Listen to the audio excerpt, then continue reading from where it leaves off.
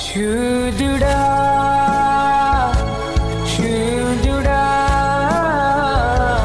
పరిశుద్ధ ప్రభువా. Praise the Lord. దేవుని నామానికి మహిమ కలుగును గాక.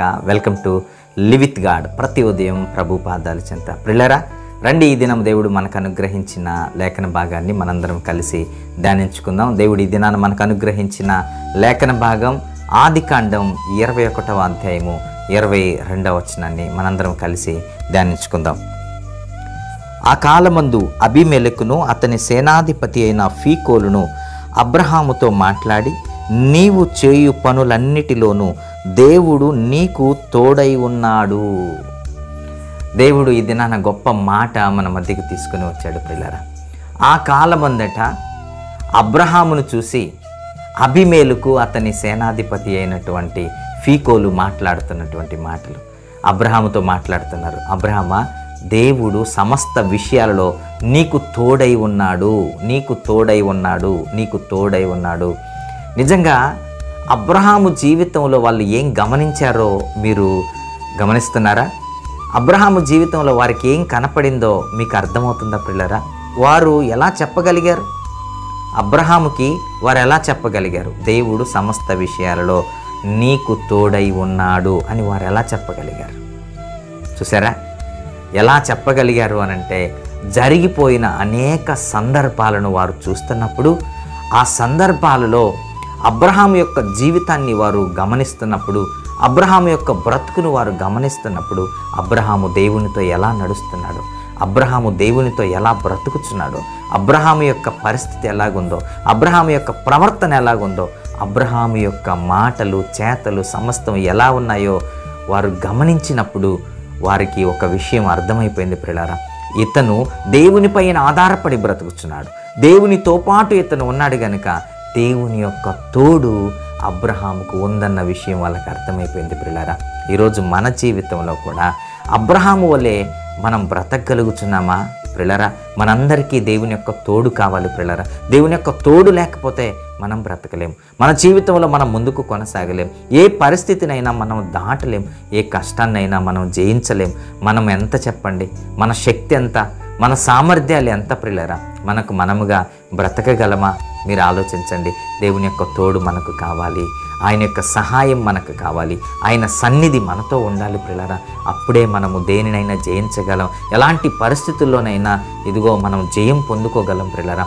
అబ్రహాము అంత గొప్పవాడిగా ఎదగడానికి కారణం ఏంటంటే, దేవుని యొక్క తోడు అబ్రహాముకు ఉండడం, ఆయనతో పాటు ఉన్నటువంటి ఆ దేశపు ప్రజలే గమనించారంటే మీరు ఆలోచించండి ప్రియులారా. ఈ దినాన దేవుని యొక్క తోడు మనకు తోడుగా ఉండడం మన తోటి ఉన్నవారు గమనించగలుగుతున్నారా?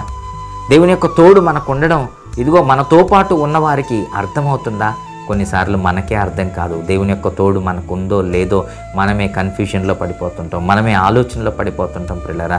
మనము దేవుని యొక్క తోడు మనకుందో లేదో క్లియర్గా ఉండాలి ప్రియులారా. మనం ఇదిగో దేవుని తోడు మనలో ఉండాలి అనంటే, మనతో పాటు దేవుడు ఉండాలి అనంటే అబ్రహాము వలె బ్రతకడానికి మనం ప్రయత్నించాలి.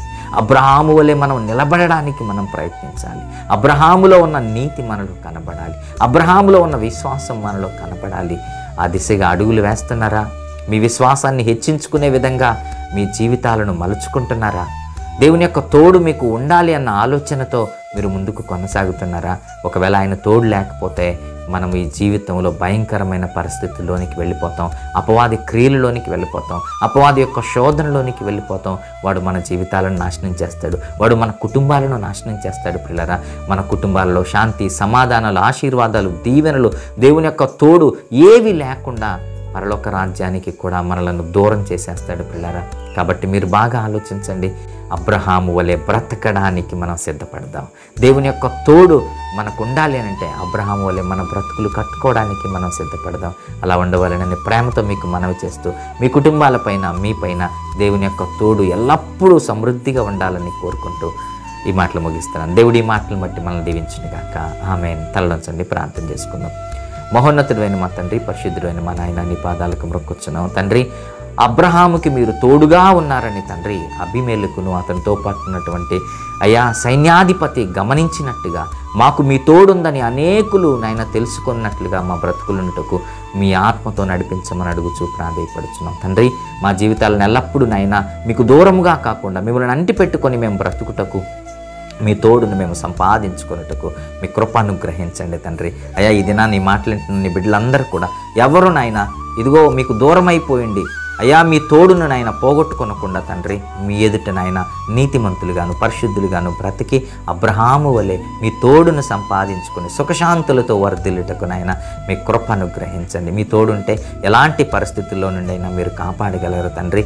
అయ్యా మీ కృప మాకు తోడుగా ఉంటే మేము బ్రతకగలం. నీ బిడ్డలందరికీ మీ తోడు నాయన ఎల్లప్పుడూ ఉంచమని అడుగుచు ప్రాధేయపడుచు మా ప్రభు ప్రియరక్షకుడైన యేసు నామములో కొద్ది ప్రార్థన మనవులు అడిగి బ్రతిమాలి స్తుతించి వేడుకుంటున్నాను మా కన్న తండ్రి.